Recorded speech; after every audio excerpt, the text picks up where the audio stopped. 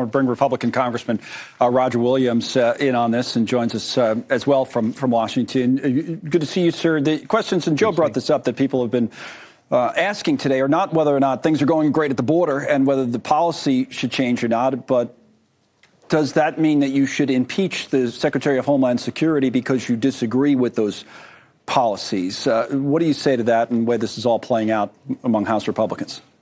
Well, we'll see. I think if anybody deserves impeachment, it's Mayorkas. I mean, it's totally dereliction of duty. He's lied to the American public. He's lied to Congress, in my view. What's his high crime it's a mess. or his misdemeanor? In other words, what has he done that would rise to the level of impeachment rather than just say do something that you don't agree with politically? Well, I think he's failed to act. I mean, our president hadn't even gone to the border. Our border czar hadn't gone to the border. I think he's failed to act. He's had no program. They just let these people come over. They're giving them money. They're giving them legal advice. They're giving them identification. I mean, is that the way? What kind of program is that? Is it treason, bribery? Is it another high crime? Is it a misdemeanor? That's the question. That's the question when you talk about impeachment. I'm not arguing with you or asking you anything about the policy at the border. We cover that all the time. We've covered it today. We'll cover it tomorrow. But does it rise to the level is the question. Well, that's what we got to see. I mean, I'm not here to say if it does or it doesn't right now. I disagree totally with his policy. To me, policy is a statement of how you're going to manage your business, how you're going to treat the country, how you're going to treat law and order. So let's see. I mean, the fact of the matter is we've got what he's done. Now let's put it out there and present it and see what level it goes to. That's what they're trying to do. Now, in the middle of all this, funny enough, you guys or the Republicans in general have to negotiate with him or his department on this border deal. What about that? Is that going to get done? Is there anything going to be accomplished there, do you think? Or? Well, we'll see. I hope so. I mean, I'll tell you, in my district, in my state of Texas, I've been going to the border for a long time since I was Secretary of State back in 2005, and it's horrible, and you've seen it too. But I think what we have to do is the people in America, the people in my district in Texas, they want something done with the border. That's their first thing. Let's secure the border. Let's get our laws back. Let's get people coming into America that want to come to America for the right reasons.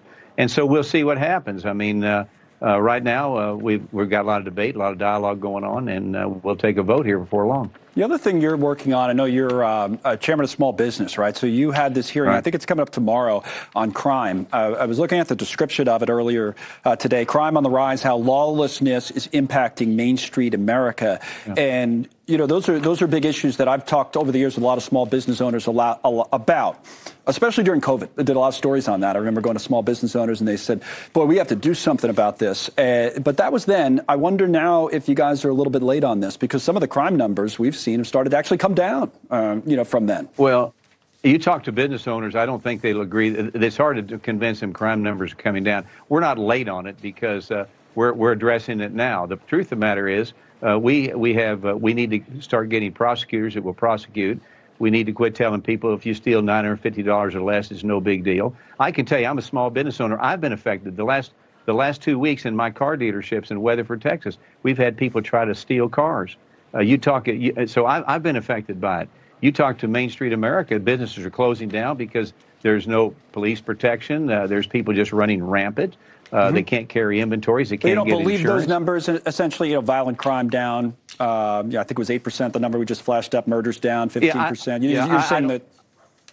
I don't know that I believe that. I haven't seen that, okay? But I'm telling you, if you talk to people like me and others and people we're going to have at the hearing, and Main Street and small businesses, it's almost impossible to start a small business right now because you can't get started because people literally are stealing from us and from small business. So I don't know if I believe those numbers. I do know this: if you're a victim of one of these crimes, they're not going to believe it. Can I ask you one other thing, maybe a bigger picture question about the Republicans in the House, on the House side of the Congress right now? You have a lot that you have to get done. I'm wondering if you're going to be able to get it done. We were just talking at the top of our show about this whole Hunter Biden circus. There's a lot going on in Congress, but what about actually getting things done? Border deal, for example. You said, well, we'll see what happens. Can this conference that has faced so many challenges just being able to function, getting a speaker in place and all the rest, and you were involved in that, I think, yourself a little bit before Mike Johnson took the seat as the Speaker of the House. Is the Republican conference on the House side functional right now? Well, it's functional. It's also it's fractional. Also, it's fractured, and we need to fix it. We got a job to do, and we've actually done a fairly good, decent job of it, considering what we've been through. Of course, the Senate, I don't want to blame the Senate for anything, but they're not getting a lot of what they need to be doing done.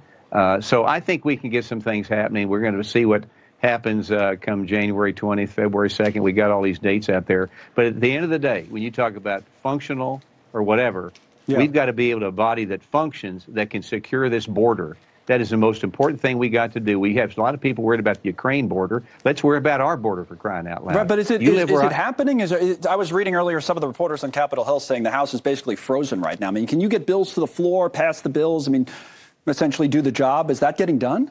Or can it? Well, I think we can. Of course, we tried to get one up today. The rule was brought down. So, look, we're not the primest example to follow. I'll agree with you there. Yeah. But at the same time, we've got the ability to turn things around, to make good decisions, and get things going. And that's what I'm a half full guy. To me, the glass is half full, and I think we can still get things done. I'm taking care of my district. I'm one person, but I'm chairing the Small Business Committee. We're getting some things done. We've got 22 bills last year out of committee and onto the floor. So our committee is getting things done, and it's benefiting small business. I think at the end of the day, it'll benefit America and the economy. Final thought on Johnson as Speaker, Mike Johnson, and the job he's doing, and if he continues to do that job and lead the Republicans?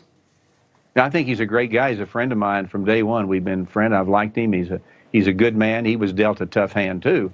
Yeah. And he's doing, I believe, the best he can right now. But this business is not a day-to-day anymore. It's an hour-to-hour business, and I'm going to support him all that I can, but also represent my district and do what I think is good for America. But he's going to stay in place. There's not going to be another fiasco where, next thing we're talking about who the next speaker is. Are we done with that? Or?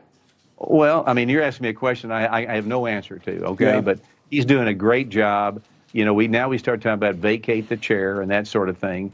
I didn't think that should have ever happened, but it did. So let's just move forward, support the speaker, make sure we get bills out that will help America. I think we're doing that. And we'll just see where we are on these deadlines that are coming up. Okay, fair enough. We'll watch that hearing tomorrow on crime that you were talking about in your committee, and we thank you for coming on with us today. Thank you, Congressman. All right, thank you.